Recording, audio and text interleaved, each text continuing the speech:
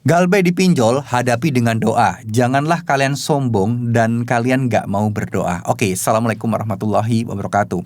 Ternyata sering kali ya saya menemui dan udah cukup lumayan banyak teman-teman ya terkait soal masalah galbay pinjol, terlilit hutang pinjol, punya masalah pinjol, tapi banyak yang gak mau berdoa. Kenapa? Karena merasa bersalah.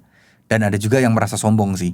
Nggak perlulah ya masalah ini bisa diatasi. Masalah receh, masalah sepele. Ya mungkin buat orang-orang yang mentalnya kuat. Tapi apapun masalahnya, kita memang harus berdoa teman-teman.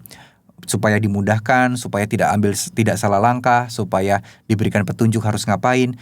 Ya orang mungkin juga ada yang ngerasa bukannya sombong, tapi merasa kayak tahu diri dalam tanda kutip.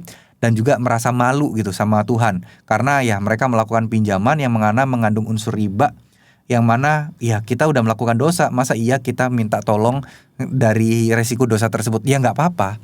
Kita itu tugasnya adalah untuk berdoa teman-teman. Tugas kita adalah meminta sama Allah. Kecuali kalian meminta kepada batu atau meminta kepada hal-hal lain yang bukan, yang bertentangan dengan ajaran agama kalian gitu ya. Enggak, kita mintanya kepada Tuhan kita gitu loh.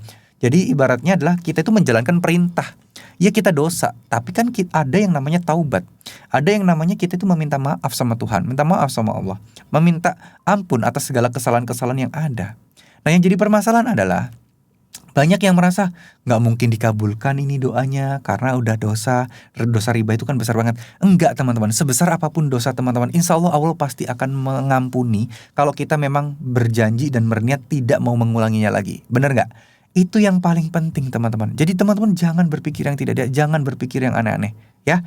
Jadi buat kalian, apalagi sampai ada tersirat rasa sombong, gak butuhlah berdoa, bisa diatasi. Jangan, karena bisa jadi dengan doa kalian akan diberikan petunjuk, diberikan kemudahan, diberikan kelancaran rezeki. Dan usaha-usaha yang kalian lakukan justru menghasilkan rezeki, yang mana rezekinya ini bisa justru mengubah hidup teman-teman. Dari yang tadinya suka ngutang, tiba-tiba gak perlu ngutang lagi karena rezekinya udah banyak ya. Jadi buat teman-teman, semoga ini bisa memberikan gambaran buat kalian.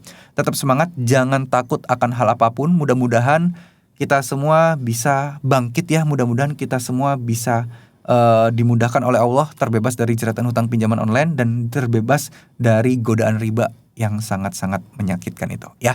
Terima kasih, semoga apa yang saya sampaikan bisa bermanfaat. Wassalamualaikum warahmatullahi wabarakatuh.